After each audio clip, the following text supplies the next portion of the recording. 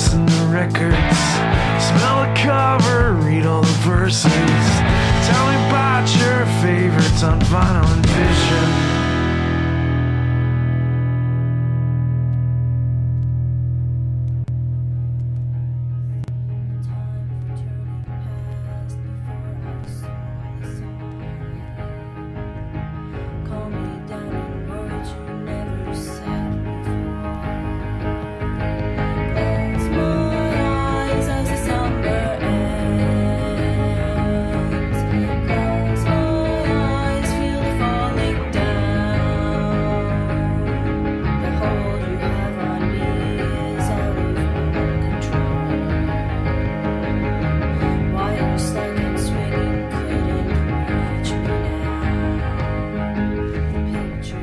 Hey folks, thanks for tuning in to the latest episode of Vinyl and Vision.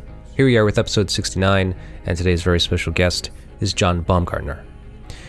John is the founding member, one of the founding members of the band The Trypes, which he is here to discuss with today because they have a brand new reissue coming out on Pravda Records.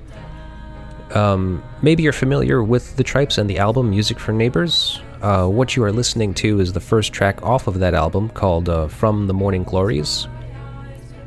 At the end of the episode, I'll play a small segment of another song off of that album called A Plan Revised. John is a exceptional musician hailing from New Jersey, the Halton area. He has been in part of a number of groups, all kind of consisting of the same members, which we discuss. One of the more recent and still active bands is Speed the Plough. Some of you may know the band The Trypes because of the involvement of a couple of members of the band The Feelies.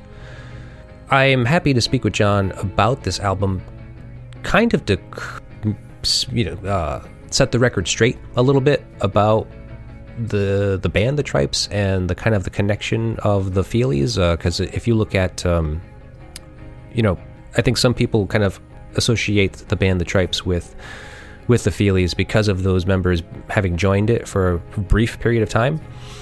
So it was nice to be able to kind of get John's perspective on what that timeline looked like and what those bands kind of consisted of, like the members that were in the band and how they got their start, and where they're at now, and about this new record, this new reissue, which will be, in my words, kind of a deluxe edition. This album has been reissued by Acute Records back in 2011, I think, 2012 possibly, 2011 I think, and that was a reissue of the record from originally released back in the 80s, early 80s, 85ish I believe. So the band is celebrating their 40th anniversary, and to commemorate that anniversary, they are releasing this record again. Pravda Records is releasing this record this time, and they are doing a kind of more of a deluxe version. From what John has described to me in our conversation, there's going to be additional tracks, additional live tracks, and not too clear on this. You're going to have to follow them. Going to have to go to their Bandcamp site or go to PravdaRecords.com, I believe it is, to get more detailed information about these releases as they become more available. But there will be some additional tracks that have been unearthed, some live performances, some tracks that the Trypes had not recorded back in their back in the 80s when they were kind of still together. So yeah, there's going to be a lot of additional new content, which is pretty cool. So very cool conversation to have with John today. He chose the album, the band's Rock of Ages, sometimes also known as Live from the Academy of Music in New York. And it's a fun one, a difficult one, but fun one. Rock of Ages is a hard album by the band because there's very little information about it anywhere. It's not a terribly popular record of theirs. It's a live record, and it's a double album. So much like the last double album I covered, kind of had to whittle this down to a few tracks. I go over those with John, and so if you're listening, you'll find out what those tracks are that we covered. And it was very fun, very cool conversation. I was very thankful to have John on the show, and I hope you enjoy it. And if you do, we ask that you please do all the things you do with the internet. Like, share, comment, subscribe, rate, review. Those last two are the most important, so please do those. We really, really appreciate it. And without further ado, here is the show.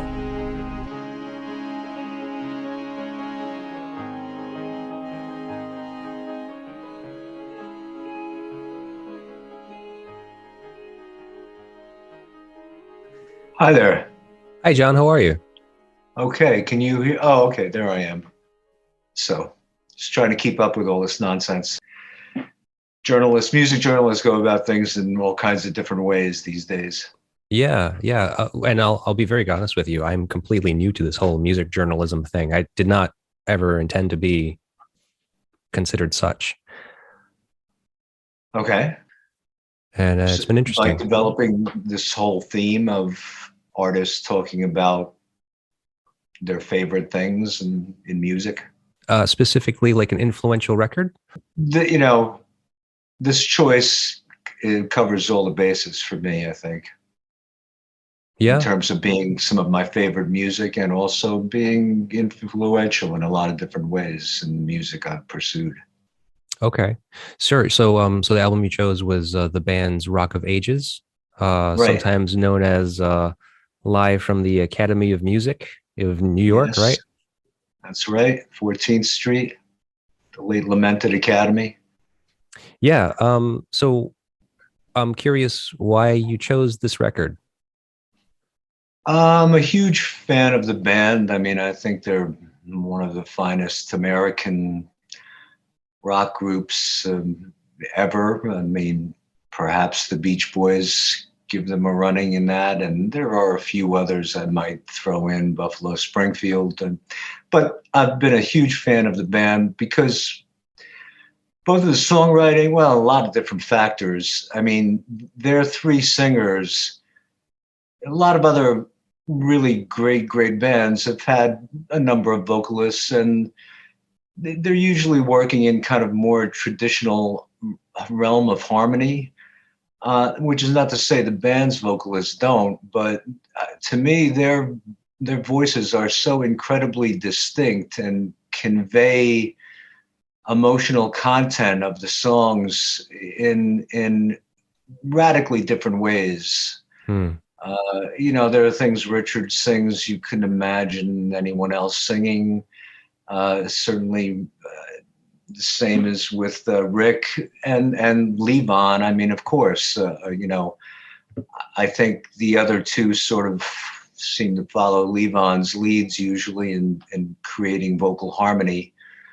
But three great singers, and Garth, being a keyboard player, I mean, he is probably what sets them aside. I think Robbie's mentioned often how Garth joining the band changed the landscape for them completely. And, I can't really think of an American band of that kind of note, that features a keyboard player. Certainly not one as wildly inventive and yet incredibly sensitive as Garth. Yeah, and plus they have two. I mean, well, like Garth is the Richard played keyboardist. Piano primarily, right? But Garth on that Lowry concert organ and all his paraphernalia. I mean, he used very idiosyncratic keyboard setups that yielded these phenomenal results. Wasn't a B3 guy, saw all the kind of dramatic and soundtrack music capability present in the Lowry, and then augmented it with a bunch of different things. So, so Garth, the singers, the songs, clearly. And I guess I was sort of focusing on them. Ordinarily, I probably would have selected Astral Weeks, but discussions of Van these days are kind of fraught with a lot of different baggage that I kind of wanted to avoid. Sure. Understandable. And then I couldn't pick, it would have been one of the first two band albums, which are my two favorites. I couldn't decide on which. So I thought, and there was great music on Stage Fright, great songs on Cahoots. So Rock of Ages, kind of encompasses the music from those first four albums with a phenomenal horn section and arrangements by Alan Toussaint. And I happened to be at the second of the four nights that were recorded for this release. Oh, that's cool. It was, I think, a Friday, Saturday. No, it was a Thursday, Friday, Saturday, Sunday, I believe, was New Year's Eve. That they ended on New Year's Eve with, unfortunately, I couldn't get tickets for that because Dylan played most of that show with them. Right. Yeah. But I believe I was at the Friday night show with a bunch of friends from high school. I just turned 17 years old the month before. I had friends who had been driving for a while, and one of them, their folks had sort of an early version of like a camper van, which had a table and benches in the back of it. So he drove us into the city. I remember driving down 14th Street, drinking beer, playing poker as we're, starting to look for a parking space, probably smoking weed, whatever, but arrived in style. Yeah. And, cool. A phenomenal show. So, yeah, I mean, I have like a real pretty strong personal connection. Yeah. Okay. That's funny. I was actually curious of that because I was assuming that, you were of the age where maybe being at this concert was a possibility for you, and how cool that you were able to make it. With that being said, that you actually were in attendance for at least one of the nights. How did you perceive the record itself when it came out, having been there for one night? Just magical. I'm sure there were people like me who were maybe greater music aficionados that would have researched. I'm sure you can find out which takes of the songs were used on which nights. Right. That information has to be out there in the world by this point. So I would have no idea about that. But I mean, the presence of the horn section, and the players they got, Howard Johnson on tuba and J.D. Parent on trumpet, and who else I wrote down? Joe Farrell on saxes. All guys who I think just about, I don't know when Saturday Night Live debuted, but shortly thereafter, all the guys in this band's horn section were the players in the Saturday Night Live band. In fact, Howard Johnson, I think, was their first musical director. Oh, so I mean, Alan Toussaint arranging and these, home run hitting pro players from the city, primarily, you can't miss with that. Right. Right. The Academy stage was, it had been an opera house, so, accommodating the 6 or 7 piece horn section was no big deal. Right.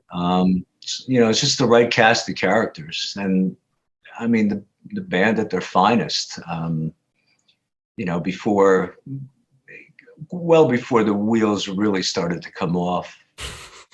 I think directly before the wheels started to come off, actually. Yeah, I think, I know some people that kind of knew them when living up in Woodstock, and, Rick had some issues, and so did Richard, substance issues pretty early on. So I think maybe personally things were starting to fragment a little bit anyway. And then, musically they did as well.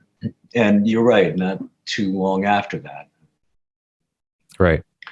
So I guess, kind of peak period, really. Yeah, actually, I think that's exactly what I learned about them in the research that I had done, is that, like, because they were intending to they had these dates set, and then they knew they were going to be doing the recording, obviously, for a live record, but they were intending to take a break, kind of like right afterwards. Yeah, it's almost a bit of a, in terms of the various guest musicians they had, it's a bit, and the fact that it was a 4-night residency at this, kind of classic old music house. a bit of a precursor to the last waltz, I guess, in a sense. Right. Yeah, it Bringing was. on a lot of other guests who, in that case as well, augmented their music. And, that's what this horn section was about. It, was augmenting, the flavor of these songs that already existed there. Mm-hmm. Right. Well, John, I would actually, we've been talking so much about the record that you chose. I wanted to get a little bit into your own history as a musician yourself. And I'm having you on the show because I guess first and foremost, essentially here to discuss the Trypes because the album Music for Neighbors is being reissued by Pravda Records, is it? Pravda Records, yes. Pravda. They reissued it on CD and digitally and streaming in April, like early April, maybe late March. And then we're doing a vinyl gatefold grand old release, and I think that's around October. Okay. And it happens to be our 40th anniversary year. This is sort of an enhancement of a compilation that was done by Acute Records about 11 years ago, which compiled a lot of this music. But in the intervening 10 years, inexplicably, recordings of some of our live shows and demo recordings just started to materialize. People found old tapes in the bottom of drawers, and we started digitizing. Someone out of the clear blue sky sent a pretty good audience recording from a show we did at the Bottom Line in New York. That was kind of a showcase show, and the sound was really phenomenal there. So we had a whole bunch of new things. And then the core members of the band got back together about 5 years ago, just to record a few songs that were written back then, but that we never had proper recordings of. So we wanted to kind of do justice to a few things. So we had a whole passel of new material which accompanies this release. Okay. So it's bizarre how after 40 years, things just, seem to come in over the transom like that, but great. Yeah. Well, so so essentially the difference between the Acute release in 2012 to the one of this year, there's going to be additional tracks, you're saying? Yeah, I would say ultimately there are going to be probably 15 new tracks. Oh. We're in the process of recording again. The core members have gotten back together in the last few months to record again a few songs that we did back then that we never did proper justice to. So that's 4 really brand new studio recorded songs, in addition to these tracks from the Bottom Line, which hadn't been on the Acute, weren't discovered before the Acute release. And someone has since sent us a digitized version of a house recording of a show we did in 1984 in Maxwell's, which was the year our original recording, which was called Music for Neighbors. It was called The Explorer's Hold. A 4-song EP was our first proper release. Right. So someone, found this live recording, and it's astonishing, not just because it's quite good quality, but there is so little murmuring and talking by the crowd, even in between songs. And a lot of our songs build up from very delicate, kind of quiet beginnings and kind of grow exponentially in arrangement and new instruments coming in. I mean, I could not get over how quiet people were with these kinds of songs that started with this filigree in the beginning. And I point that out because, I mean, you're a musician, you've gone to shows, and anything in a club environment these days, people just won't shut up. I mean, Yeah. This is kind of very delicate music, and it was nice to see that kind of response to it. With my later band, Speed the Plough, we have, we're a 6-piece. We play kind of rock music. It's loud. Mm-hmm. And so the crowd only gets louder to compete with you. Right. It seems, but this was really bizarre. And I mentioned it to a couple of the band members when we were listening to this. And somebody reminded me that in our early shows there and in a couple other clubs in the city, we played some shows at Folk City that were being curated by Ira Kaplan from Yola Tango, an old friend of ours. People would sit on the floor. I mean, this was a club, a rock club. I mean, there wasn't seating. There were some, kind of bleacher seating along a wall, but people just spread out on the floor. And I think that is probably kind of what contributed to a little bit more attentive. Sure. So yeah, that's, I think, another 10 tracks that we're going to put out sometime this summer, just to help promote the vinyl release in the fall. Yeah. So a separate release, not in addition to, not like a combined deluxe packaging for Music for Neighbors? We don't know yet, Okay. I mean, this has literally been uncovered about 2 or 3 weeks ago. Oh, wow. Okay. We sent it to our engineer at the studio we usually work at to kind of restore it, and got that back. And I heard things, we didn't hear before. Right. So yeah, we're going to do something with it. Haven't decided on what yet. Okay. That's great. That's amazing.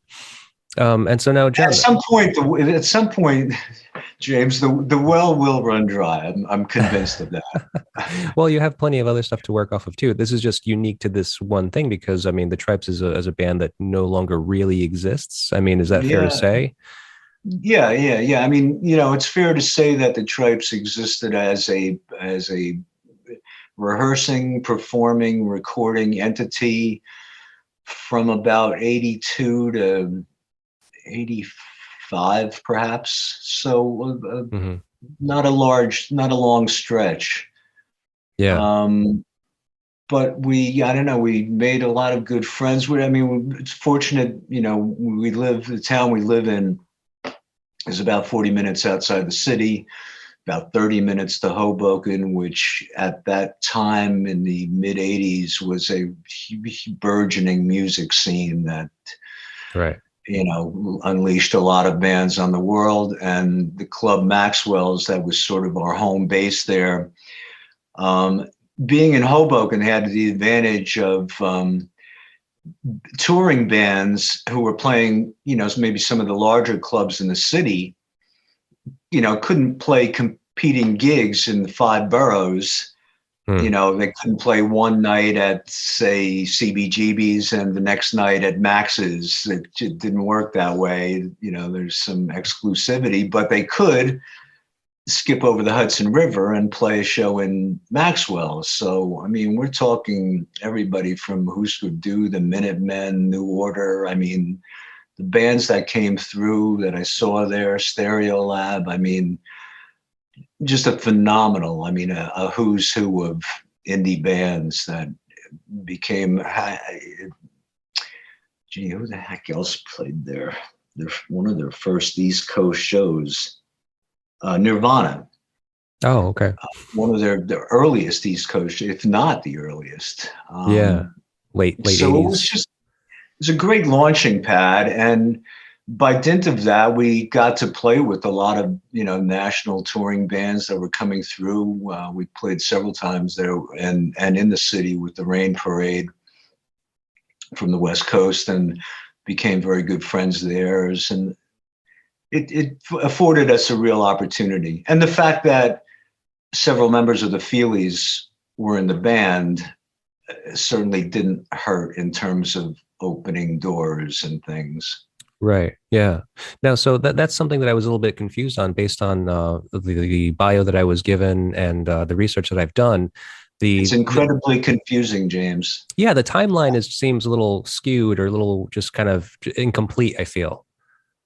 You know what the thing is, things overlapped in a lot of different ways. Yeah. Okay. I don't know how familiar you are with the Feelies, but their first album, Crazy Rhythms, had come out, and they were kind of the darlings of New York. On the cover of the Village Voice, you know, the best band in New York City. So, and were playing everywhere there for quite a few years. After the album came out, Bill and Glenn, the leaders of the band, became pretty disenchanted with the music business. Okay. And backed away a bit. They were working on the soundtrack for Susan Seidelman's film Smithereens. So they were pursuing other instrumental music at the time. And the Trypes was really a bunch of friends in this town, Haledon, myself, my future wife, another close friend from high school. And the Trypes began as the goal was to put out one single and to get it placed on the jukebox in the local bar we hung out in. So that was our goal initially. I don't know how Bill and Glenn from the Feelies got wind of it. We knew them from high school as well. Bill went to school with us. And they became curious about what the heck we were doing. And Glenn was taking a break from guitar, so he joined the band as a percussionist drummer. And the Trype sound developed from there. You know, in the meantime, they were still doing instrumental music, both for the film and some shows as the Willies, they call themselves. Okay. And then the Feelies percussionist Dave Weckerman presented some songs to us all that he had been writing. So we formed another band called Young Woo. Okay. Which I saw that. Yeah, which the percussionist came out and he was the front man. So you're not to be blamed if there's confusion on your end in terms of the bio. It's very incestuous. We always felt like the specific music that we were pursuing with each band was just completely different. I mean, the songs Dave writes and wrote, I could never dream of writing. You know, just stylistically, we all felt these bands were, you know, completely separate units. Well, we did play a few shows as part of this series that Ira was curating in Folk City with all three bands. And the reception was, you know, one band opening for the other, right? Essentially, it was the same 7 or 8 people just switching up instruments. The people didn't change. Right. We felt the music radically changed. We got a great reception, but at the end of the evening, I mean, if I heard once, I heard 20 times, well, it's just, you're all the same people. You know, why don't you just stay, you know, you do one long show? And I'm like, you know, if you don't kind of get that they're different, right? I don't know what I can tell you, you know. Yeah. Well, were songs predominantly written by specific members per project? Yeah, I mean, Willie's songs were Bill and Glenn, you know, the primary songwriters of the Feelies. The Trypes I became the primary songwriter. In the very, very early period, our lead singer, a Turkish friend of ours, wrote lyrics, I wrote music, but after a while I started kind of writing all the music. And then Young Woo, as I said, was Dave Weckerman's vision, his originals, and an eclectic group of covers that we do. Really reflect his taste. So, okay. Now that's funny that you say that, though, and like, and maybe that some of that kind of contradiction that some of your audience members were feeling, that you said that they came up to you and telling you about, like, why don't you just, you know, kind of just be in one band and just play all night long. It's because some of the feel is similar. I mean, like, you know, listening to some of the music from the Feelies that I was not completely familiar with, and then into the Trypes catalog, and then even into some of Speed the Plough, I was just like, yeah, there's similarities here, and some of the way the songs are kind of structured. Like, there's a little bit of a droniness to them. Like, It's probably a reflection of the fact that the primary, it doesn't apply to Young Wu that much, but I could see the Feelies for sure, and Speed the Plough, which I've been I think now Brenda was in the band for a while. She contributed a song, and then I've been the primary songwriter for Speed the Plough. So in the Feelies case and the Speed the Plough, and extending back to the later Trypes, I think that any similarity is a reflection of our influences at the time. And not just at the time, but what we were bringing to the party. I mean, it goes without saying we're all huge Velvet Underground fans. Bill and Glenn turned me on to Philip Glass and Steve Reich and Terry Riley, minimalist sort of drone-based artists that impacted my songwriting a great deal. And I think that sort of their polyrhythms and all always figured into the Feelies music. right. Okay. And they've always had two drummers essentially. So, rhythm is their calling card. And so I guess if there is some similarity, it's from where we all came from. The Trypes, I think, were probably influenced, but we all shared a love of early Jefferson Airplane, and the band I always thought of as early Jefferson Airplane's English counterpart, Fairport Convention. Oh, right. Yep. Yeah, so that that kind of stuff became an influence as well. So we're drawing from a pretty common well of music that we all liked. Yeah. Well, and now, if you don't mind telling me a little bit about your kind of early history in music, I mean, like growing up, where did you grow up? In Haledon, New Jersey. This is I'd say it's a blue collar community verging on suburb now, outside of Paterson, New Jersey, which is where the Great Falls of Paterson are, just to promote a local landmark. Okay. The first industrial city, actually, it was invented by Alexander Hamilton. Oh, Give you a interesting. little historical context, but so I've lived here my whole life. I mean, my start in music as the dutiful son of two Hungarian immigrants, I took up accordion at the age of 7. And actually I stood with it for 7 years. I remember when I hit 14, I'm like, no, I'm out of this. I gotta get out of this. This is not cool enough. No. And one advantage that has served me through the years is that I learned how to read music. Okay. And like riding a bicycle, I've just maintained that, even though I didn't play any music for a long stretch of time. My future wife, who I started dating, was a flutist, a woodwind player, a performance major in college, classical training. So my being able to read music has served us well as we've worked out some song ideas and stuff over the years. But it wasn't until this Trypes wacky single in the jukebox idea came up that I even contemplated doing anything with music. Mark Francie, who was a founding member, played guitar in bands in high school at, dances and stuff. Was in one band called, I remember I saw them, Box Lunch, BACH' Lunch. Okay. Uh-huh. Yeah, clever bastard. Yeah. Yes. So he had a bit of that, kind of teenage year, rock and roll band doing covers experience that I didn't have. Okay.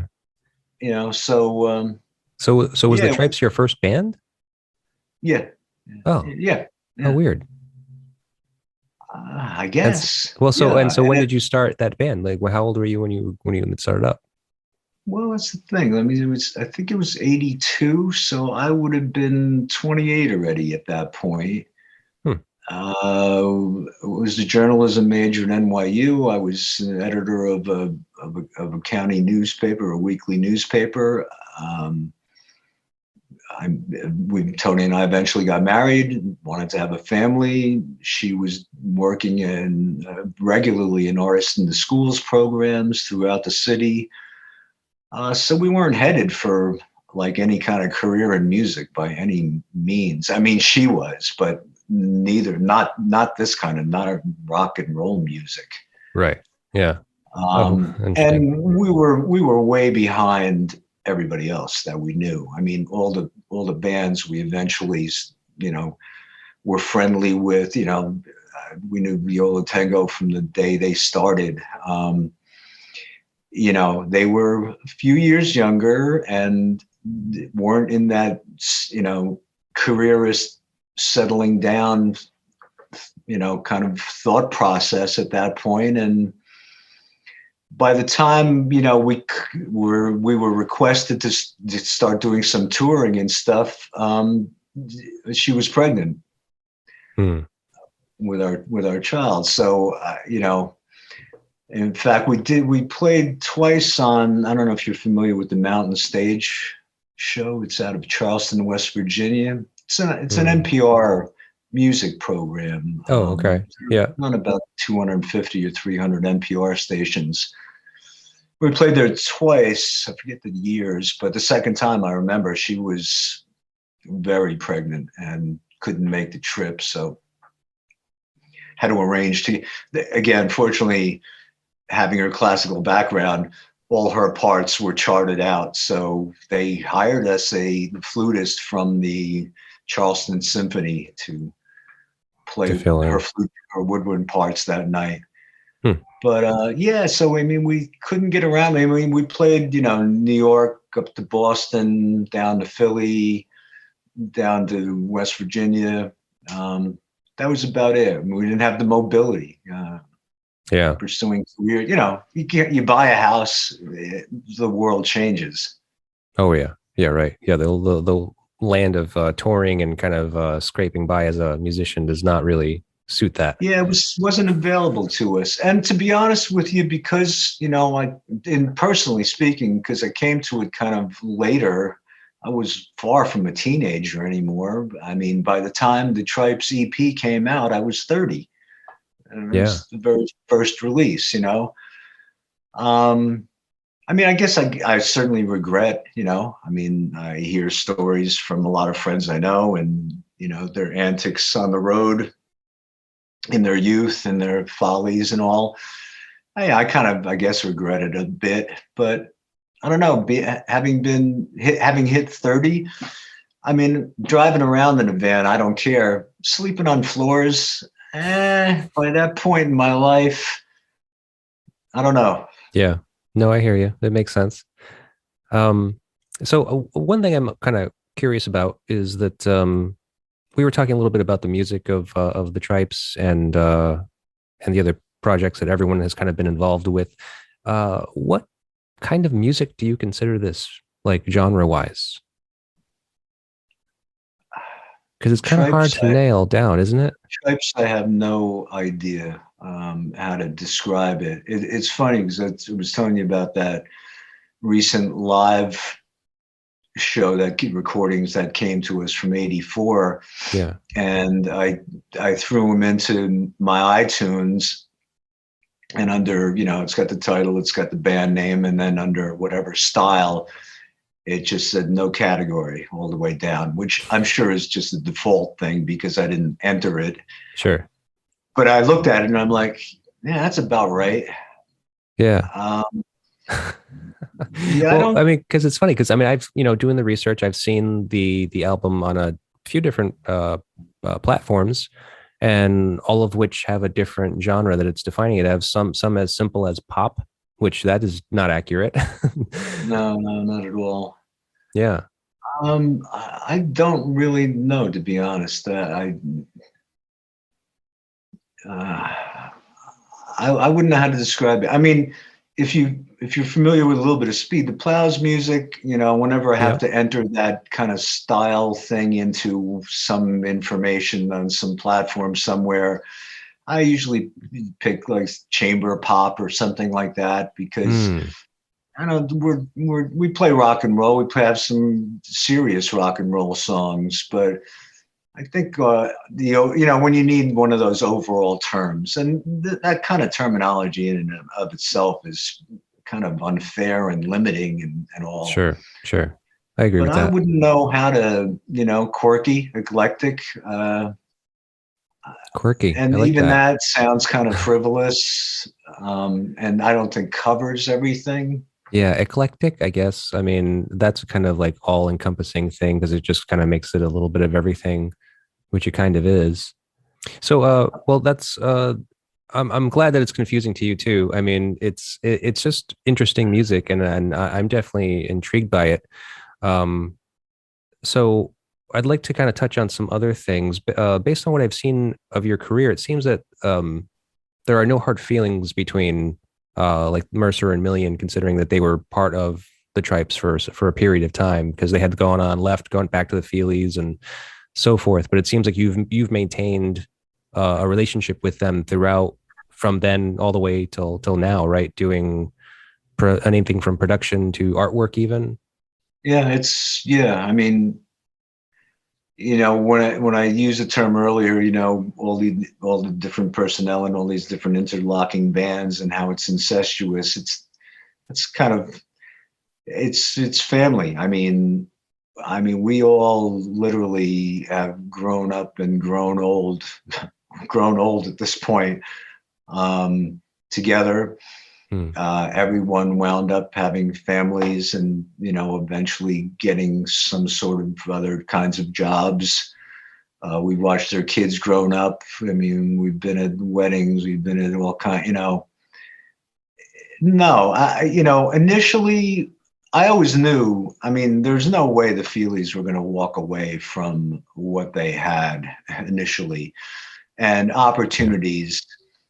opportunities were always there. They were being encouraged to get back into things. And I mean, I like to think that maybe their kind of hiatus with the Trypes might have informed their music a little bit, perhaps. The Glenn wrote the undertow for the Trypes, and they wound up covering it on the second album after they came back, I think Only Life. Hmm. And a lot of people have commented on. I mean, if you listen to Crazy Rhythms, I mean, it's just groundbreaking and it is just propulsive and it is like nothing you had heard at that point at all, Oh yeah, yeah. I listened to it and for sure. became incredibly influential. And by 86, with The Good Earth, as the title might suggest, and the passing of some years and whatever might suggest that I've always seen these reviewers or people writing about their careers, entering their pastoral phase and that sort of thing. Well, Okay. yeah, I guess so. I'm going to see them play in Brooklyn next weekend, and I know it's going to be 3 hours of blistering paced rock and roll, and there'll be a little pastoral in there somewhere. But they've got a pretty wide range, I think. But yeah, I kind of like to think that maybe we had a little influence on them. Yeah, I guess so. I mean, that whole overlapping that you had mentioned earlier, as far as just like the comings and goings of members, um, I assume so because so every album that they've recorded prior to their debut came after they had already joined the Tribes and since Yeah, left. had left, and Yeah, well, like getting back to my point, I mean, I think I was aware at all times that eventually Bill and Glenn were going to pursue the Feelies. There were just too many opportunities available to them. The one fallout was that they took our rhythm section right. with us because Brenda and Stan had been, playing. That's later Tripes is where we kind of the chamber pop sort of aspect started entering my mindset as a songwriter, I guess. And because Brenda's voice and Tony's voice were just extraordinary together. Her style as a bassist is incredibly inventive. And Stan, who's my brother-in-law now, and has been for many, many years, is one of the best rock drummers out there. And not just straight rock. I mean, he brings a lot of swing and, so that was the toughest thing for me. Losing those bass player, that drummer, and her voice, was a tough pill to swallow for a while. So as we were starting up Speed the Plough, we were playing with tapes. We were playing with guest drummers. We were really just feeling our way through. Mm-hmm. Oh, cool. Interesting. But anyway, getting back, no hard feelings. Yeah, no, I figured as much, considering. In the studio, if you've been going at something for 12 or 14 hours, there could be some, Glenn and Bill as producers they knew what they wanted. They had a really clear vision of what they wanted. So, there'd be a little bit of this at times, but that's always the case in a band. But no, we've stayed really super close and have collaborated on a lot of side projects over the years. And if anything, everybody's mellowed more. Nobody remembers any of the, fallouts, any of the fallout, any of the, fallings out we may have had. I mean, you don't even remember that. Right. Okay. Just like you said, family. I mean, things come and go. Yeah. Yeah. And kids had become close. Mark's kid and my kid wound up in Speed the Plough for a good 4-year stretch. I mean, my son still plays with us, but Mark's son Dan was our bassist, and his son Ian was our drummer for about 4 years. Did a few albums with us. So cool. That part of Speed the Plough was total family. I mean, literally. Yeah. You're literally Mark and his 2 sons, and my wife and I and our son. I mean, that's cool. Yeah. All right. Well, look, I'd like to move on to talk about the album a little bit more. What I do is I typically kind of go down the track listing of the record and kind of discuss a few points of the album and based on the songs. So you chose what is a double record, which is difficult. And I almost got a heart attack when I first saw it, because the only copy of this record that I have ever had in my possession was the triple album. Yeah, so I'm strictly the first double album. Sure. I've got it in my collection. I didn't get that. When was that reissued? Like 2006 or something like that. I really don't know. There are so many different copies. Yeah. I did a little YouTube research just in prep and stuff, and I'm like, wait a minute, Up on Cripple Creek wasn't on the set, but I guess there were probably, seems like 10 extra songs that had been recorded that they probably figured, well, they sound good enough, we could put those on. I think that they have since gone on to release every night, like almost the entire performance as a separate, as like a whole box set. I think that they've released everything at this point, but the copy that I had was like, I think it may have been from the 80s. I remember the lime green capital labels on those records, and it was a triple album. So I was like really scared. I was just like, oh my God, do I have to cover a triple record? No. Yeah. First, the original. Right. And so the last show that I did was a double album as well. It was, Rolling Stones, Exile on Main Street. And so to do myself the favor for that, I just kind of cut it down to 8 songs. And so I chose a few songs off the double album, the original release. And I'll tell you what that list is if you care to kind of just follow along. And so you kind of, and I'll offer you the same courtesy.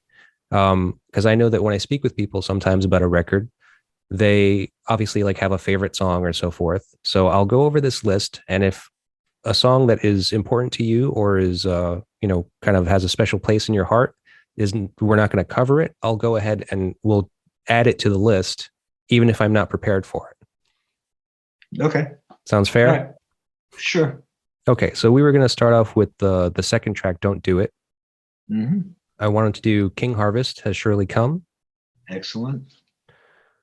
Stage Fright, The Night They Drove Old Dixie Down. Across the Great Divide, This Wheel's on Fire. Okay. Rag Mama Rag. The Weight. And then the last song, I Don't Want to Hang Up My Rock and Roll Shoes. Yeah, I might ask you to, could we sub out a couple? Are you open to that? Maybe one. Well, I need to include the genetic method. Okay. Makes sense. All right, so that should probably come after Rag Mama Rag, before The Weight. Then the last one you had suggested was the cover, right? Yeah. Hang Up Rock and Roll Shoes. Yeah, can Yep. we substitute genetic method for that? Oh, yeah, sure. Now, how much am I going to remember about all these songs? It's quite all right. You'll get myself. You'll get a feel for what I do here very quickly, and what you remember may not have anything to do with it. Okay. All right. So first track we're doing is Don't Do It. So Don't Do It. So this is a cover famously performed by Marvin Gaye and also The Who. Kind of a simple kind of, I don't know what to call it exactly, considering the lineage of the covers that have been done of it. But it's kind of a simple trope of like, baby, don't do it, don't leave me, don't break my heart type thing. Yeah, kind of a typical Holland Dozier Holland kind of composition. It's got that little bit of a backbeat funk to it that I guess comes out of their songwriting. That it's just seemed to me like a perfect number to kick it off, although it's probably the last thing you'd think of to kick off this whole. I don't know if they did in the show, to be honest with you. Yeah, the one that you went to, you don't remember? Yeah, I've never. Yeah, that's another thing I've never researched is like set list to compare it to what was eventually wound up on the album. Sure. Yeah, I mean, the first time I dropped the needle on it, yeah, that was perfect kickoff. Yeah, it's a great opener for because it's got this kind of rambling kind of aspect right in the beginning until like rhythmically everything sort of gels. I mean, which is rather quickly, but it's got a nice little looseness to the opening. Right. Probably why they chose it. Yeah, it kind of really kind of spotlights the band's ability to kind of be a little funky and be kind of like this hopping band, Yeah. So the context of the song, like I was saying, kind of like hokey, lovey-dovey stuff for the most part. You're a married man, you were telling me, and your wife is Tony. Yeah. And she plays in Speed the Plough. Correct. Played in the Trypes as well. And she did play in the Trypes. Okay, I didn't find her name on credits that I was looking at, but it would be Tony Peruta. Oh, that's maybe why it threw me. Okay. Yeah, she went by her maiden name for first couple albums. All right. So this song is pretty clearly a sad love song, kind of. I mean, it's a kind of upbeat, happy song, but it's just kind of a tragic song. Essentially pleading with his baby to please don't do it, which is break his heart. I've experienced being in a band and being with somebody in a band, which can be difficult at times. How has that worked out for you and Tony? The only thing really that's been difficult about it have been in times like in our career, like we were talking about earlier, the earlier days, and then morphing into Speed the Plough when we could have toured, but unlike most bands, the Feelies didn't have married members in the band. Right. The fact that both of us were in the band just precluded a lot of stuff. Right. And then especially having children. because then Yeah, somebody has to and stay home.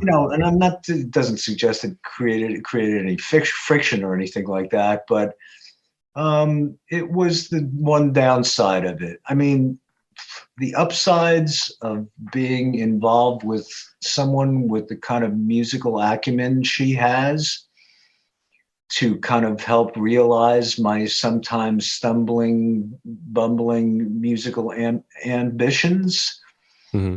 have been invaluable. And we've kind of gotten to the point. We put out this album just last fall called Before and After Silence, which were a dozen or more songs that we recorded during COVID.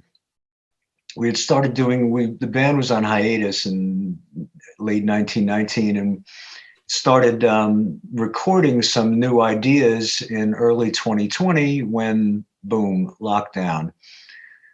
But we had 4 or 5 ideas that were fleshed out enough that, I saw that this was going to last us a long time. Hmm. And I knew a lot of musicians, a lot of the indie folks I know that do touring and do a lot more performing. Their lives came to a complete standstill. Right. So I started sending songs out to people. The first one was to a singer named Mesa Jalad from this band Safar. They're from Beirut. And we had happened to play a few shows in the city with them in 2018, 2019, and just fell in love with their music. And it was sort of like a two-way street to the point where we started booking shows together whenever they were going to be in the States. And I sent one of these first songs to her, and she just brought it to life in an incredible way and sent back these vocal parts that just blew our minds but really made us think this is a really good way to go about things, while we can't get together. We couldn't even get together to rehearse. I mean, Right. much less record. So I started sending things out to more people, sent some ideas out to Brenda, who lives in Pennsylvania. She contributed some things. Sent some stuff out to Matt Puici, the guitar player from the Rain Parade out in California. He sent some things. Sent stuff out to Tara Key of Antietam. Got fantastic guitar tracks back from her. So we were able to put together an album. I'd recommend to your listeners to check it out. It's really different kind of music, really different. Yeah. What was that album called again? Before and After Silence. Yeah, I Playing on think the I've Eno listened. title. Before and After. Hold on a second. Yeah, the Eno album is Before and After Science. So we did a little play on that, and Before and After Silence. I mean, everything was silent for a while. So, okay. But yeah, I encourage you to look at it, check it out. There's a lot of different kind of music on there. And getting back to Tony. Yeah. It was, I really felt like we haven't collaborated as intimately on creating music as we have on that album. And I think to me, it's setting kind of a bit of a direction for the future. Yeah. Which is not to say I don't want to get together with people anymore, but we're doing a Young Woo show in the middle of June, in fact, in Hoboken on the waterfront in Frank Sinatra Park. Oh, cool. Which I agreed to because it's outdoors, because cases are spiking here again. It's outdoors, and you've got the skyline in the evening as your backdrop. So there's no finer setting for it. But otherwise, I've got friends in bands that have tried to get out there, have been chomping at the bit. And I've seen so many tours wrecked because somebody tests positive. Right. Yeah. Clubs are not requiring masks. There's really no check of even vaccine status anymore. And bands are getting sick. Yeah. Yeah, I've heard of it myself. Yeah, a couple times. Yeah, it's still rather unnerving. I hope I answered that question though. Yeah, yeah, you did. So we'll move on to the next song, King Harvest. Yeah, So that's a kick-ass song. it's a great one. I mean, it's one that's always kind of like stuck in my mind, since an early age, like probably when I first heard that, that self-titled album that this song is on. Um, I guess the easy question here is, are you a union man all the way? Oh, absolutely. Yeah. Totally. So, I mean, yeah, I'm a Teamster. Are you? Well, the Patterson Musicians local is affiliated with Teamsters, so it's really the music union Oh, cool. in Patterson. Yeah. But they happen to have a Teamster affiliation, which to me it seems like a bizarre thing to say to somebody, "I'm a Teamster." Right. I was just Right? like, what trucks are you driving trucks? What are you doing? The getaway trucks. Yeah. That's interesting. Wait, so you are a unionized musician? Yeah, I played music on a couple of commercials. Funny, I played music on a few commercials that were directed by this guy, Jeff Boyersig, who used to live in Montclair. He went on to direct a number of major films, a really well received documentary on Daniel Johnston, Oh, a okay. more recent documentary on the boxer Chuck Wepner, the New Jersey boxer, Okay. which I think won a few awards. But he used to direct commercials, and I played keyboards and I think accordion on a couple of Jello commercials. Oh, In interesting. I don't know when this would have been, maybe early '90s, I guess. Sure. So had to become a union member to get my pay. Yeah. Yeah. And so you get benefits and all that stuff through that as well? No, no, no. Are you kidding me? No, Oh, I am okay. just, I have the lowest level of membership possible. And by this point, with what I'm getting and whatever residual check may occasionally come in, no, it's just a formality. I see. See. So as a unionized musician, I mean, if you were like doing constant work like in film and like TV commercials and ads and so forth, that would kind of rack up for you more so than it is now. Yeah, yeah, yeah, definitely. But I should hasten to mention here that when you ask if I'm a union person, yes, my mother was a seamstress in a shop and dressmaking shop in Patterson.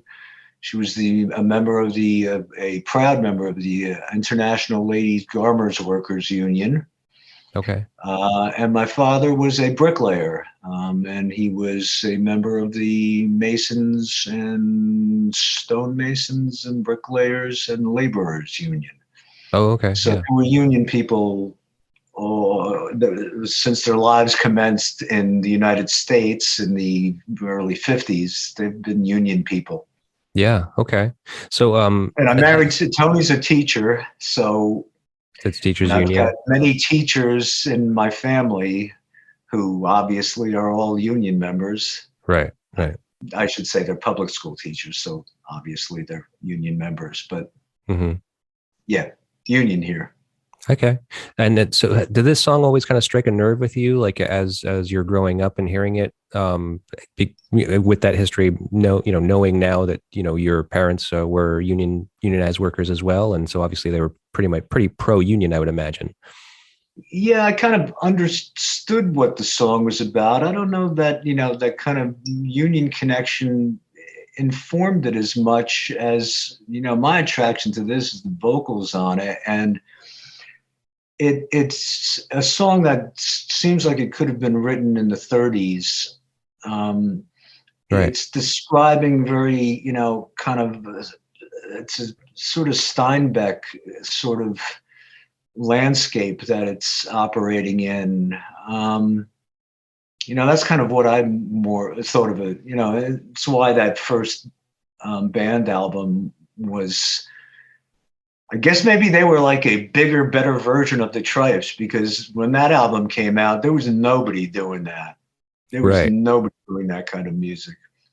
King Harvest is emblematic of that kind of sense of America, of an American past. Right, right. I mean, the band is kind of credited as like one of the founders of the Americana genre, if that's what you want to call it. And they're all mostly Canadian. I mean, Levon Helm was the only one that was a true American and a Southerner at that. Yeah, yeah. But I think they all gleaned what Levon was bringing to the party, and Absolutely. I think you're you know, correct. and I think Robbie, being the savvy guy he was, realized that that kind of sense of American historical music, and there's something there that resonates, and there's some prime turf to be plowed there, and which he Right, did. right, right. And obviously, I I mean, mean, who's written more American songs, or songs that would be identified with America, than this Canadian dude? yeah, it's true. No, that's a very big point actually, and it's something that I didn't necessarily know until I went into the research for this album. I just Yeah, never. yeah. I was surprised when you remind me, because I, I guess it was that, and I guess backing Ronnie Hawkins, and doing all the Chitlin Circuit stuff that they did initially as Right. the Hawks, and that I'm sure informed Robbie's songwriting sensibility a whole lot. Oh yeah, yeah, for sure. We'll actually get into a little bit of that as we progress. Right now, we should move on to the next song, "Stage Fright." All right, so there have been some criticisms of this song, stating it's a song about the pitfalls of fame and fortune, and also a little bit of a history of the band itself. I think both could be right, considering the story mentioned in the band documentary. I don't know if you've watched that documentary or read Pretty Robbie sure. Robertson's book, Testimony. No, I haven't read his book yet. No, Okay, it's about his stage fright, though. it's about his stage fright. I mean, he touched upon his stage fright. Yeah, yeah. In the documentary, it's pretty it's pretty detailed as how they were supposed to do that debut performance at the Winterland Ballroom in San Francisco, and no, he it didn't really say that he had stage fright. It said that he was actually sick, like he was actually like fluish. Yeah, I did see that documentary somewhere along the lines, because yeah, I do remember that scene. In fact, Right, and so he was hypnotized. They actually had a hypnotist come backstage and hypnotize him, and it actually kind of worked, and he was able to go on. yeah, if he drove that song from it, it was useful. Yeah, it's a great song. Yeah, and Um, I think it kind of it's larger than just that in my mind. I mean, thinking about the lyrics, it's kind of not just about a guy going on a stage with a spotlight. right, right. Yeah, I mean, About I going into a situation where, a pressurized situation mhm. where a lot depends on you. Yeah. The line that sticks out to me, I'm not sure if I'm going to quote it correctly because I'm just kind of going off my memory, was that kind of towards the end of the verse, I believe it says, but then when he's done, he wants to start all over again. It's just like as soon as you're Pick done yourself performing, up and dust yourself off. Yeah. but like it's just like refreshing and as like almost like a relief that you've performed, you've done it, and then all of a sudden you're like, oh, I want to do it again because performing is the greatest thing in the world. Yeah. And I'm sure there were a lot of nights on long tours when it was more like, oh, I got to do this again. I got Right, to fly to another city tomorrow and do it again tomorrow night. right. Yeah, but I just connected with that because I've experienced that myself. Having been on some tours, okay, a little bit in my life. It was always that thing where it's just like we're done playing. It's just like, oh man, I can't wait for the next show, even though we have to drive 13 hours or God knows sleep where and who knows what can happen. Yes, I can relate that very much. Again, we didn't do a lot of touring, but we did the number of weekends where, 3 nights, 4 nights, maybe in a row, three maybe the most for us. But yeah, if the first night didn't go well, I always liked the fact that, you got tomorrow. You Yeah, know, tomorrow right. you can make it a little bit better. Whereas if you got kind of a one-off gig and it's not quite what you wanted, like fuck, I can't, get back and exonerate myself until the show 2 months from now, and the energy will be gone. Right. Now, so now, what is your experience with stage fright? Have you ever had it, suffered from it? No, I can't say that I really have. I kind of always felt, comfortable with the people I was surrounded by. I guess that probably had a lot to do with it. Getting back to the beginning with the Trypes, when we first started performing out, if we didn't have Bill and Glenn and the years of experience they had doing this, I mean, things were kind of second nature to them. And it was even like, you ought to think about doing this, or, something as simple as, Mark, who's our guitar player, when Glenn eventually started playing guitar with us, had some of his picks like taped onto his mic stand in front of him in case he lost a pick. And, so next show, Mark, had the little thing with the picks on it, like just little shit like that, Right. Little things you pick up. Dealing with sound people, I mean, that's a whole other world. I mean, especially in the New York club scene at the time, which was very, very busy and vibrant. Right. You could get chewed up and spit out pretty easy.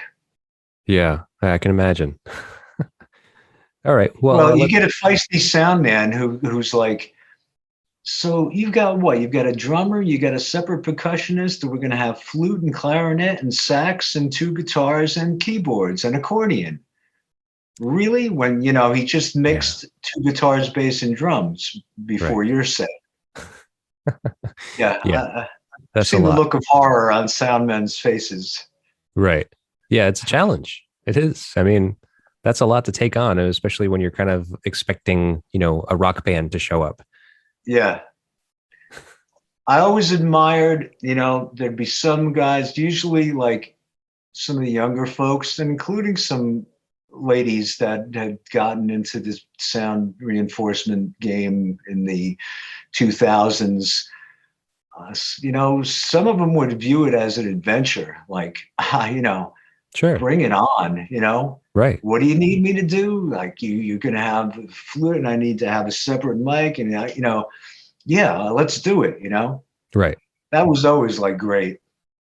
Yeah. I mean, I appreciate people that take pride in their work and accept a challenge, as opposed to being complacent and being like, well, no, I didn't sign up to do sound for an orchestra. I'm here for rock bands. Yeah. All right. Well, let's just move on to the next song. The Night They Drove Old Dixie Down. All right.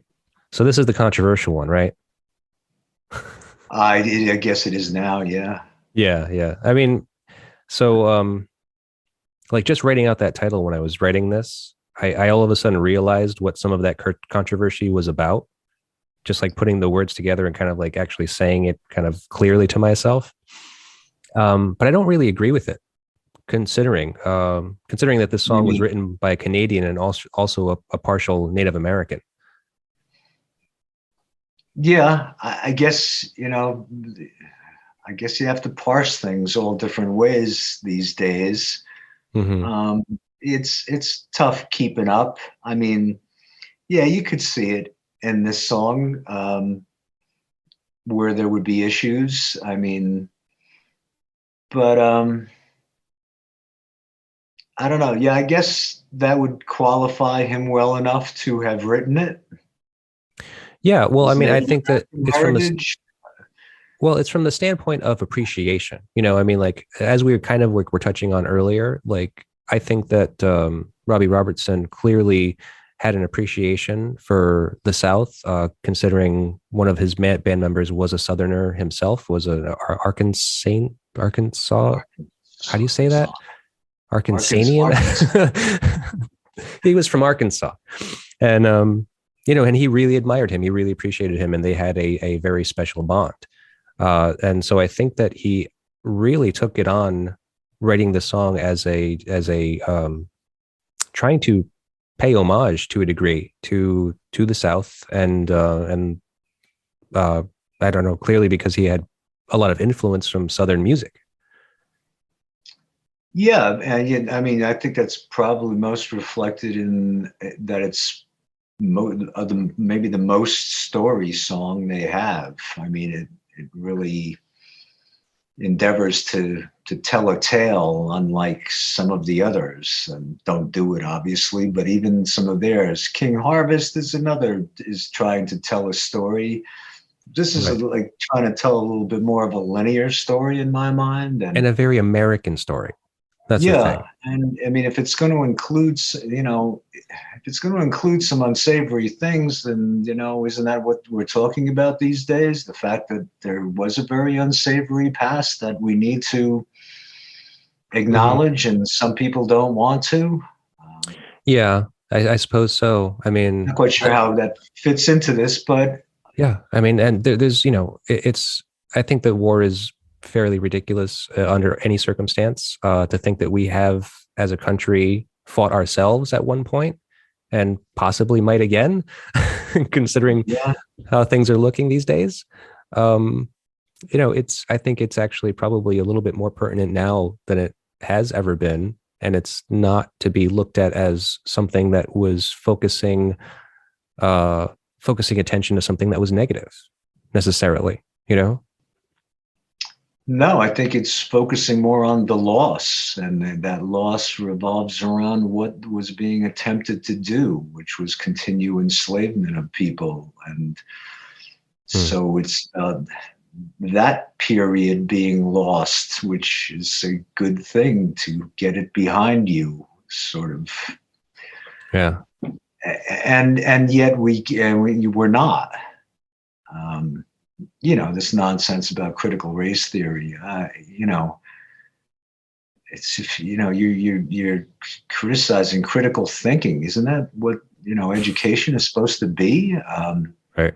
Not to mention the fact that the shit isn't really being taught in grammar schools, but nonetheless, yeah, the issues presented in the song, yeah, resonate still, and sadly, in Yeah. many ways. Yeah. Yeah. But I think if nothing else, I mean, it's a beautiful song. I think that the composition that Robbie Robertson was able to create, both musically, melodically, and lyrically in this song is amazing. I mean, it's Yeah, just a masterpiece, really. no, musically it is. I mean, certainly I had Levon's drum part. I mean, those rolls, those crescendoing rolls at the end really sound like whatever, the Union Army marching across a field in a way. I mean, it You're really right. conjures that sort of little bit of military aspect to it. Right. Yeah. So yeah, It's brilliant, really. So on a little bit of a lighter note, um, now we were talking, I was kind of mentioning a little bit about the song and how, I see it as Robbie Robertson's kind of tribute to the South through his band member Levon Helm as a Southerner himself. So considering we were kind of talking about some of your relationships with some of your band members as well, and the relationship between Robbie Robertson and Levon Helm, do you have any like brotherly bonds like that of like Robbie and Levon? um, yeah, probably Mark, our guitar player. I mean, we go back the farthest. Um, we pursued music together in the kind of middle of our lives out of the clear blue friggin' sky, and Mhm. still doing it 40 years later. Wow. Um, yeah, I mean, Mark, leading among them. I mean, he's been my co-conspirator through this whole game and has seen all the comings and goings, including his own going.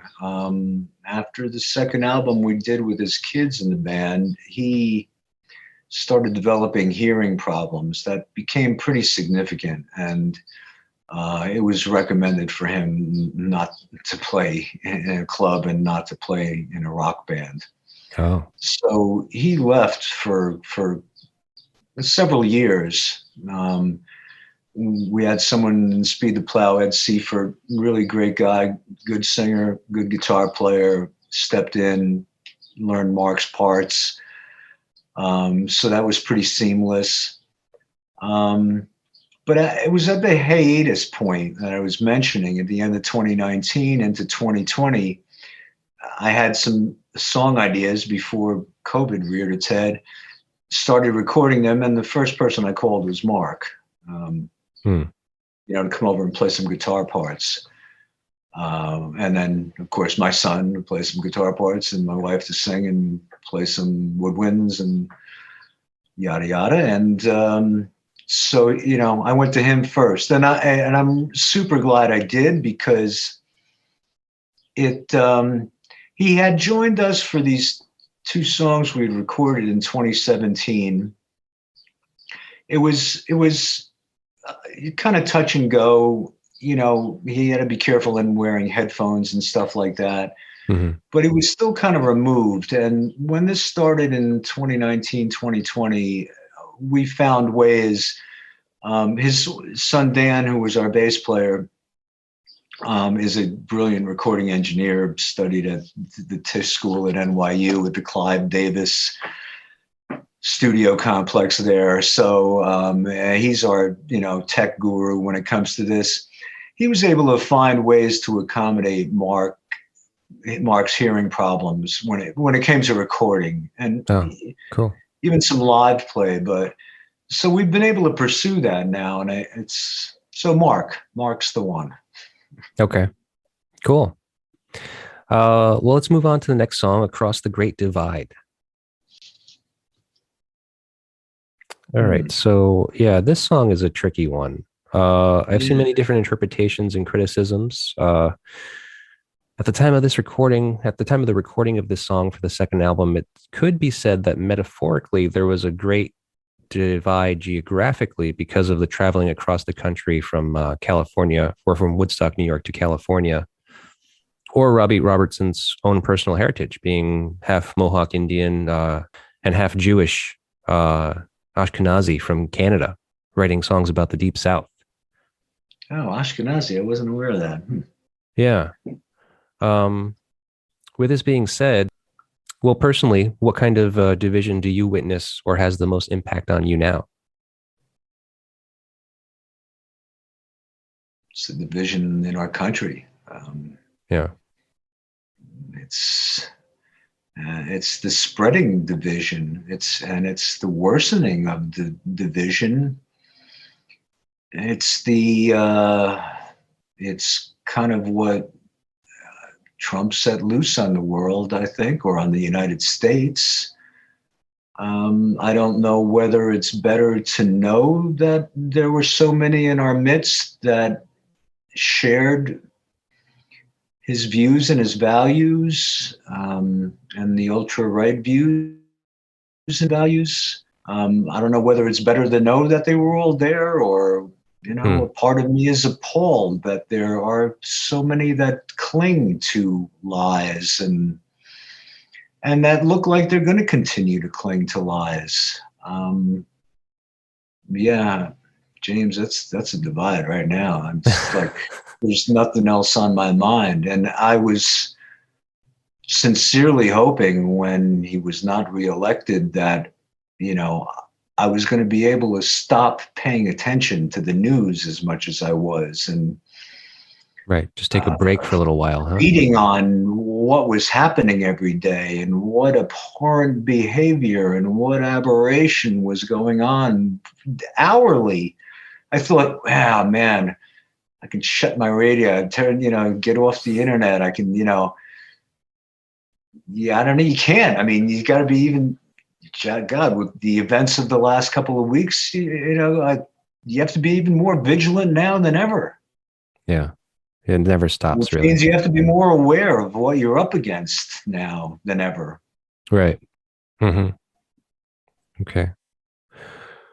All right. Well, I'm sorry for getting on such a heavy topic. Yeah, that's okay. Yeah. I don't mind talking about it. What's that? I don't mind talking about it. I normally don't get into these conversations with family and stuff, because fortunately we're all coming from the same place. So talking about any of this sort of these social issues or world political issues, it's preaching to the choir.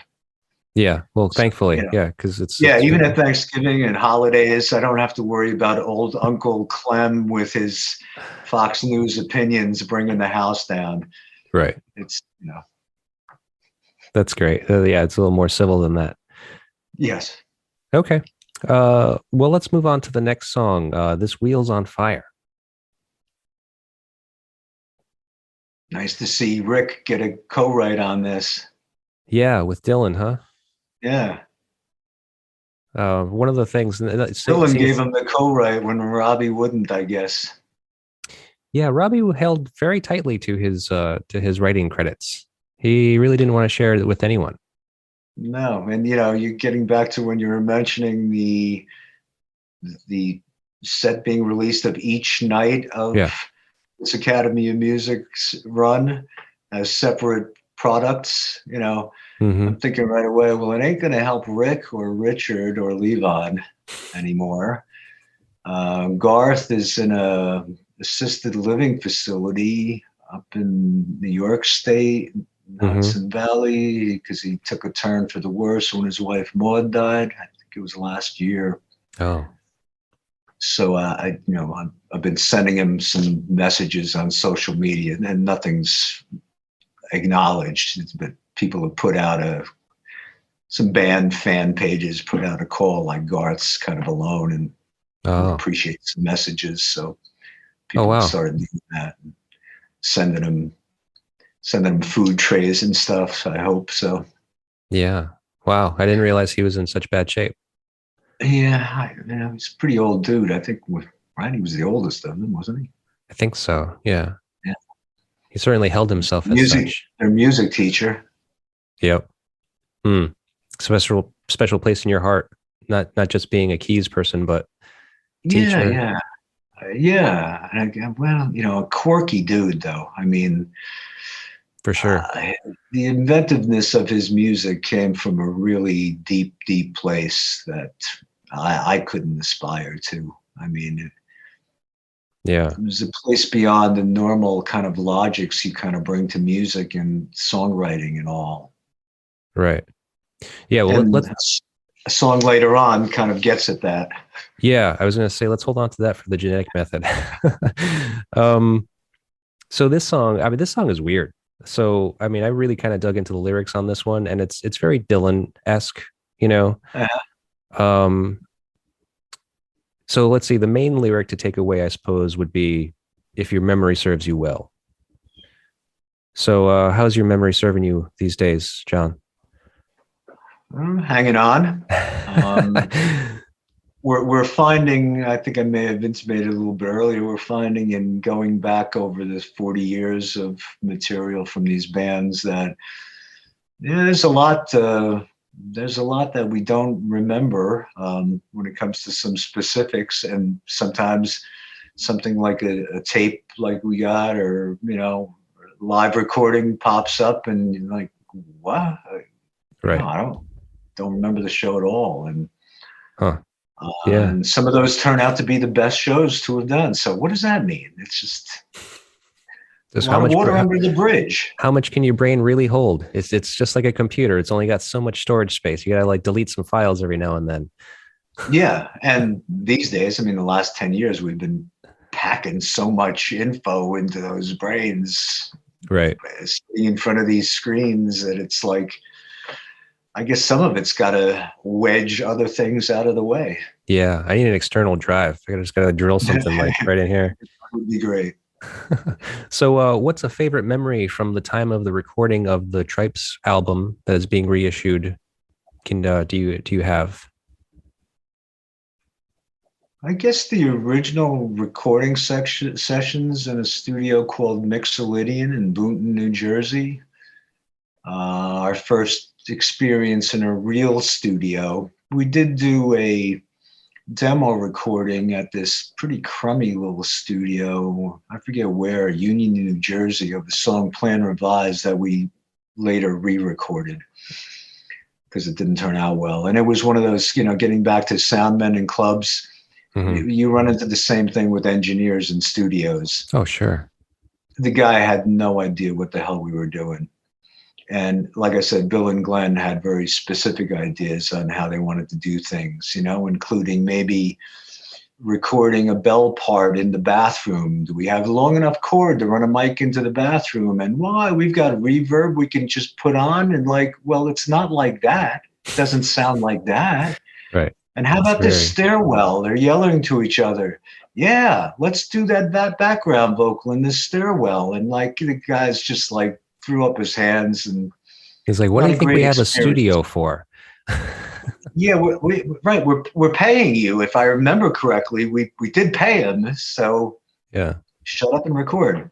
The experience in recording the EP, The Explorer's Hold, that came out was in a studio with Don Sternecker, studio called Mixolydian, which he has recorded probably most of everything. He recorded everything that all the legitimate Trypes recordings. He recorded pretty much most of everything. Speed the Plough.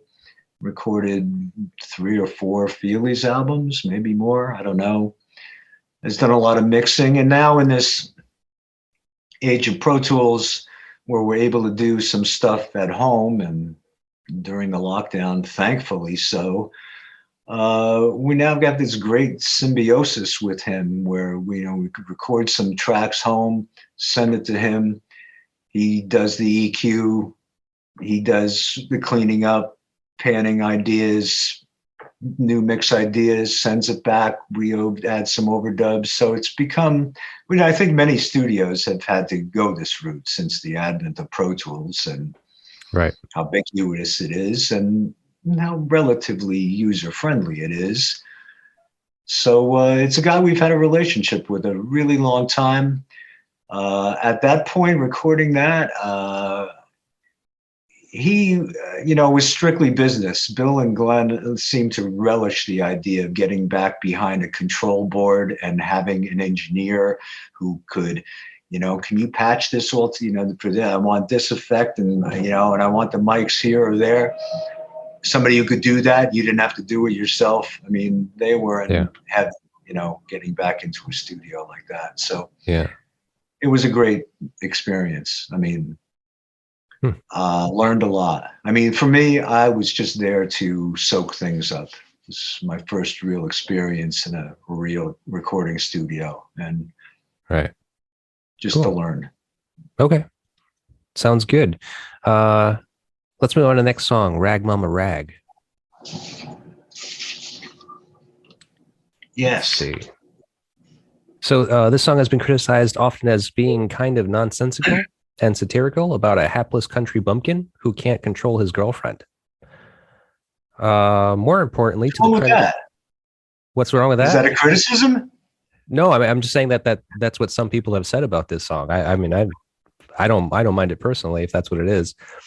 More importantly, to the credit of this album that we're discussing, this song, in my opinion, is the pinnacle of Alan Toussaint's contribution to the album and his horn parts. Agreed.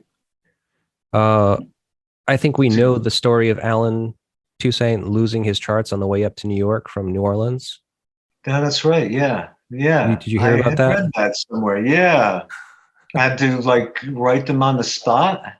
Well, he had a few days. I think he traveled up, maybe a week prior to the first show, and so he had a few days to try to work it back out, kind of write some new charts and try to do the best he could with a limited amount of time.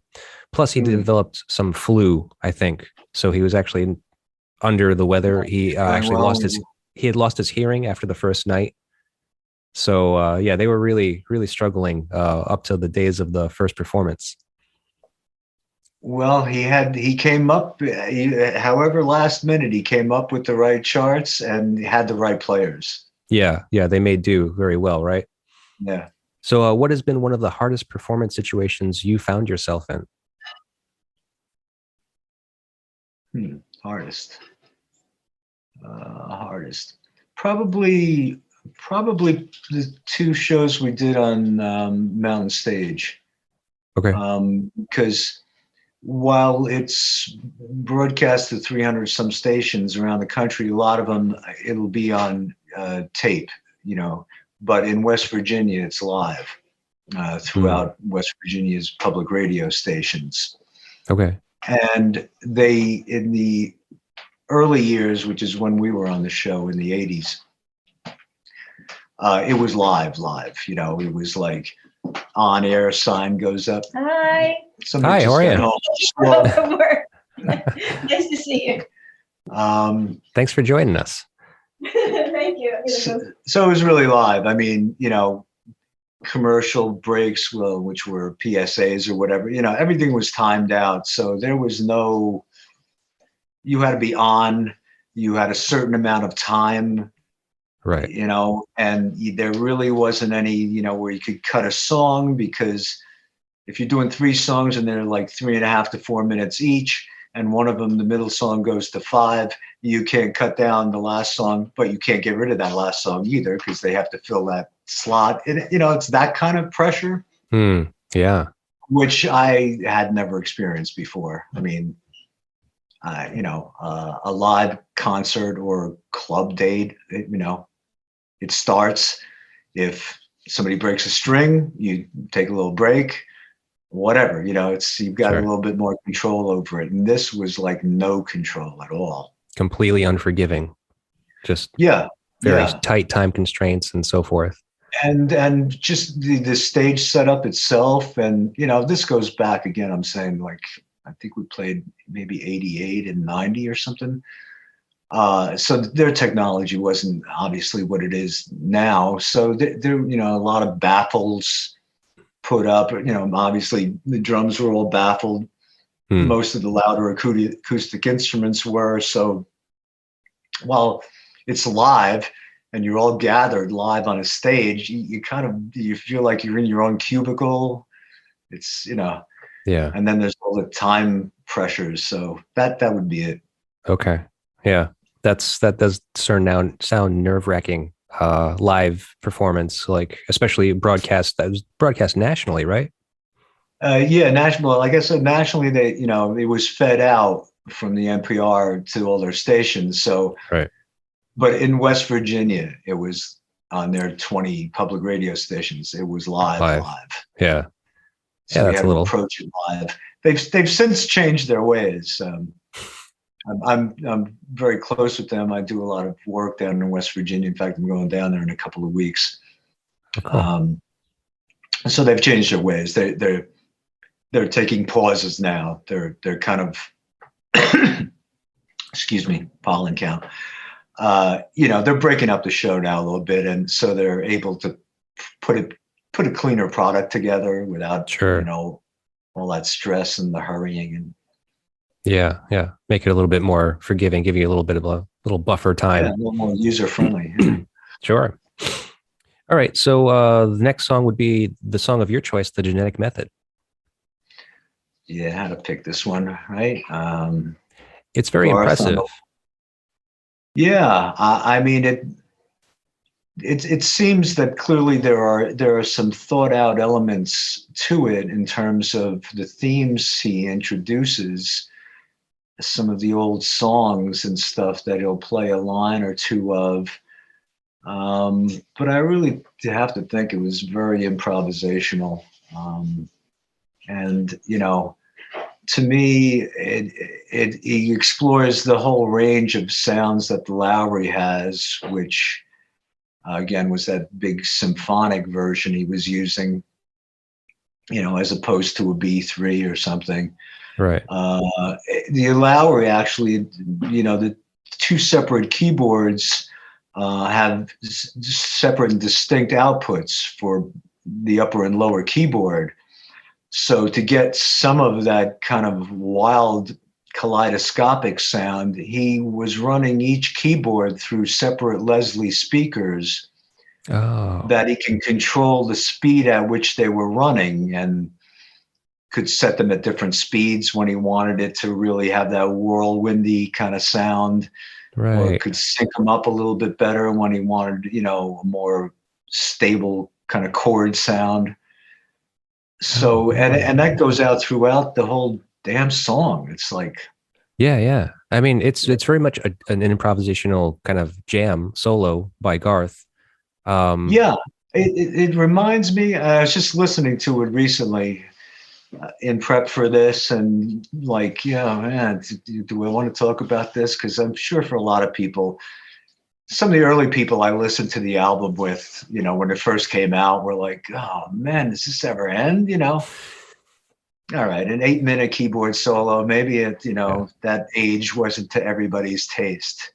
sure. But listening back to it, it reminded me an awful lot of Van Dyke Park's keyboard styling. And certainly, I don't know, Van Dyke, I don't think he ever used an organ, more piano and other arrangements and other instruments, but the same sort of fragmented yet holding together, sloppy, almost coming apart at the seams, yet then resolving in a whimsical way. Right. And I think of them as very kind of similar in terms of as keyboard artists. Yeah. All right. Well, so tell Van me. Dyke wrote a lot of lyrics and wrote his own songs, but both music and lyrics and stuff. But their musical attitude has a real similarity to me. Yeah. All right. Well, so tell me this. What's the wildest thing you've ever done with your instrument? Wildest thing I've ever done with my instrument. I've never done shit like guitar players do, like smashing them on the stage or anything. No. Like Like what's the song? What's that band song? The Drunkard's Dream, if I ever did see one. What's that song called? It's on the second album. Well, either way, the point being is that that song where he takes Garth takes his I guess is his Lowry or a clavinet, is it? And he puts it through a wah-wah pedal, and that gets that really weird. Oh, that was on one of the songs that was not in the original release, but was on one of these reissues of. Sure. Yeah. I'm sure they played it, but it's one of their most popular songs off the second album. And I can't remember the name of it. Yeah, he used a wah-wah pedal and a clavinet. Yeah. So that's what I'm saying. Like, have you ever done anything? Juice harp sound. Right. That's it. It's killing me that I don't know it. It's Up on Cripple Creek. Up on Cripple Creek, of course. They're one of their most famous songs. Yes. And I kind of, I don't know, for the obvious reasons, always thought it was some kind of juice harp, but I mean, amplified in some weird way. Mm-hmm. Right. Never not till I heard the rumor somewhere years ago, like that it was a clavinet with a wah-wah pedal. Like, oh yeah, makes total sense. Right. So have you ever done anything wild like that? Yeah, I mean, in studio situations, sure. Running tracks backwards, running keyboard parts backwards,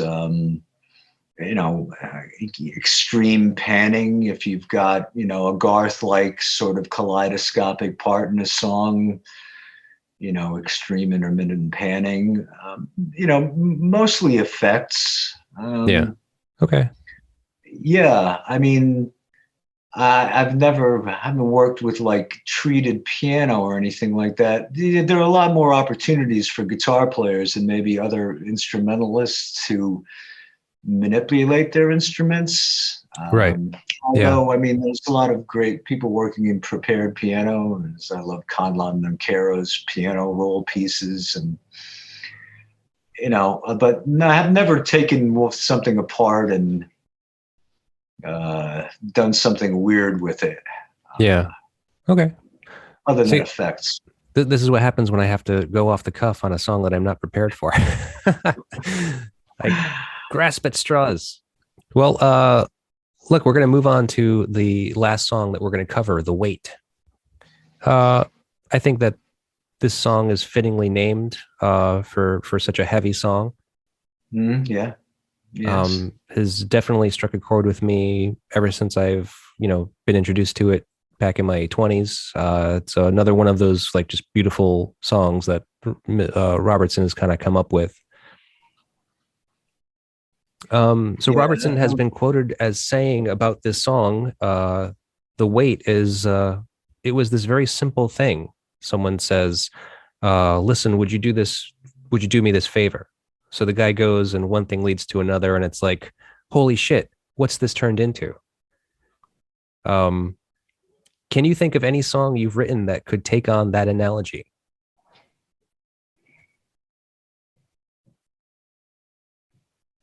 That's Starts off like a simple idea, something that you just kind of like didn't even necessarily mean to get into, and all of a sudden it developed into something, blossomed into something much more abstract or complicated. Well, I'll tell you something that I don't know if it's similar enough, but it was a bit of a weird revelation recently.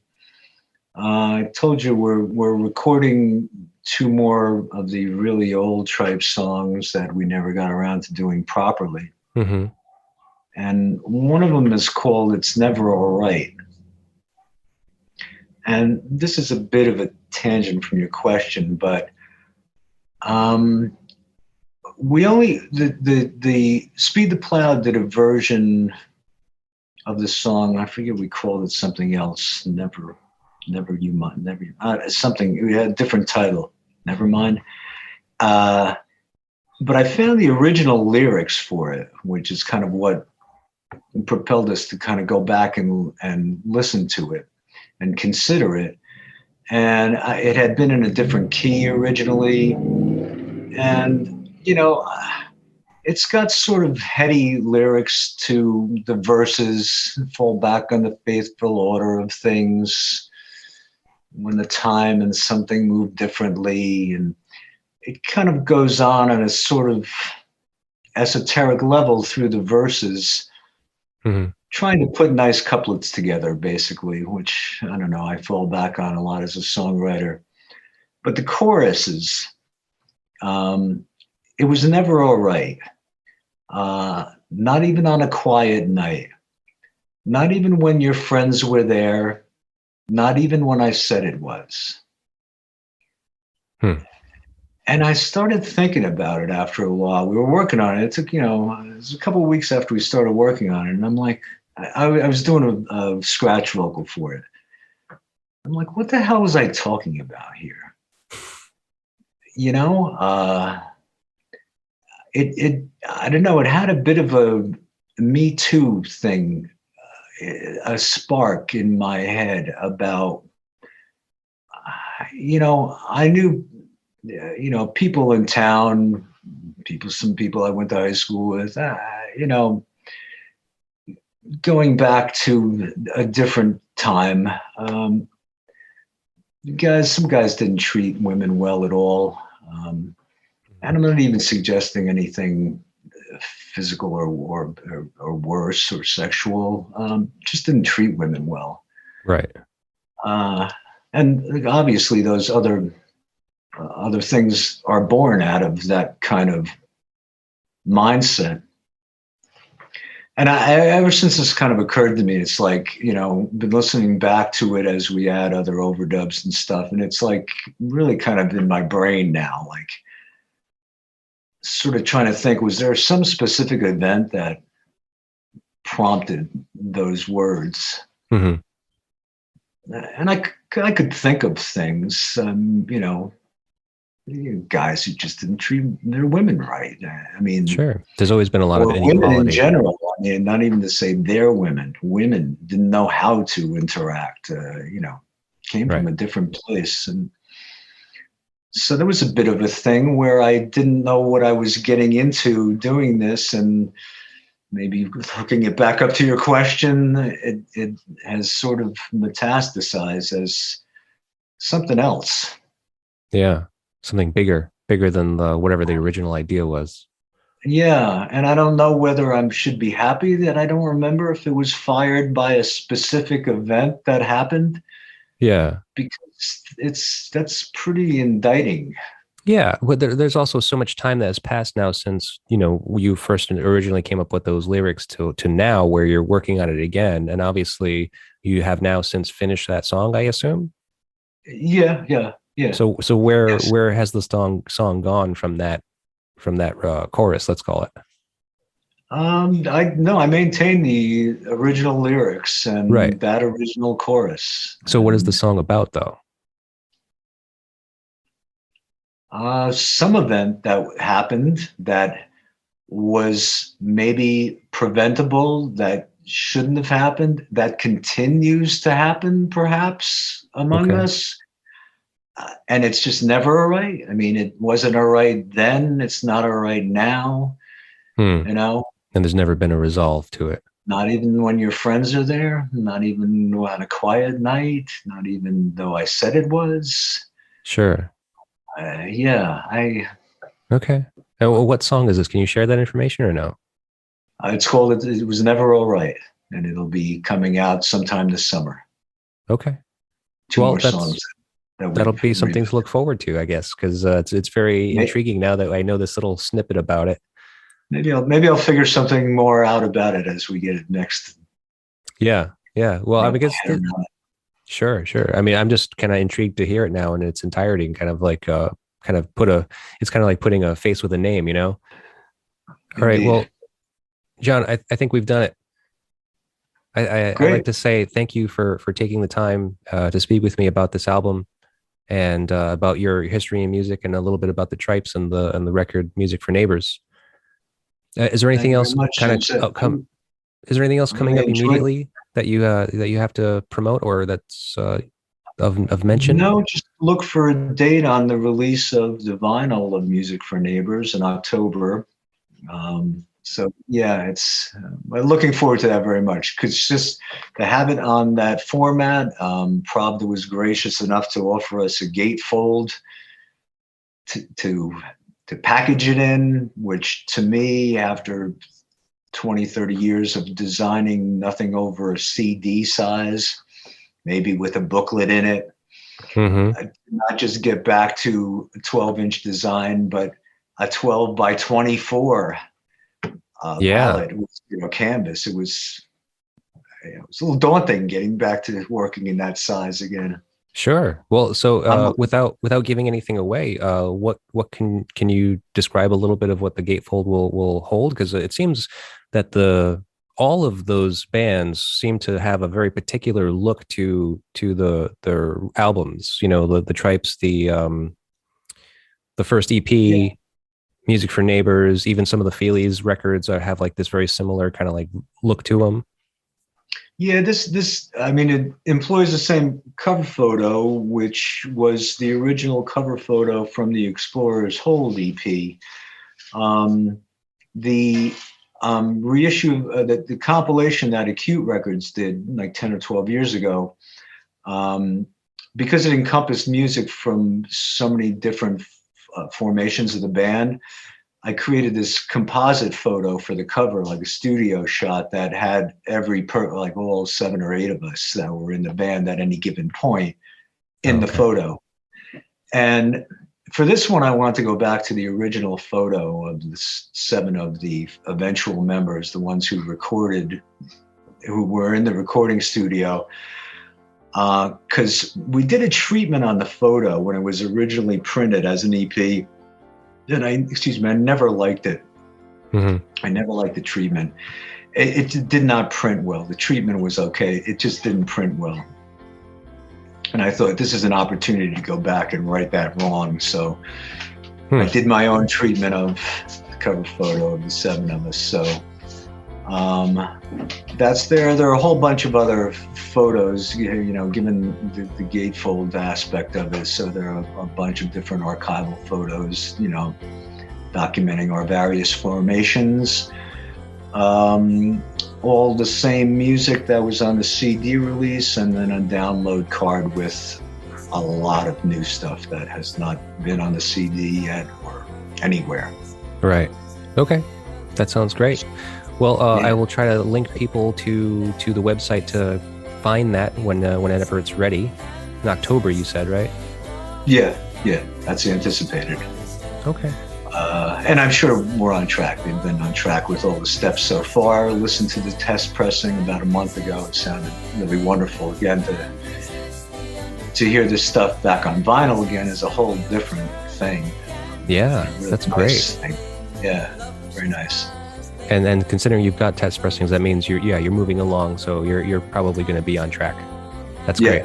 Yes, we will. So people can go to pravdamusic.com and find out all about it. Sounds great. And the Trypes are on Facebook and Twitter, and the Trypes New Jersey, bandcamp.com. We're all over the place. Okay. I'll find all the links and I'll supply them for everybody. John, it's been a pleasure speaking with you. I really appreciate it. Yeah, I enjoyed it, James. It was nice taking a deep dive on something like this. I was a little apprehensive about it. Didn't know how deep the dive would get, but I'm glad we did. Okay. Well, I'm glad that I worked it out well for you and that you enjoyed it. Yep, It was my pleasure. very much. Same here. All right. Thanks, John.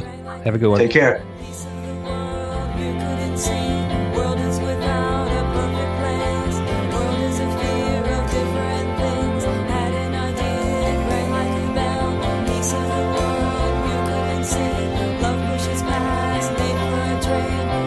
Vinyl and Vision is a Psychic Static production. Theme song written and performed by Jeff Robbins of 123 Astronaut.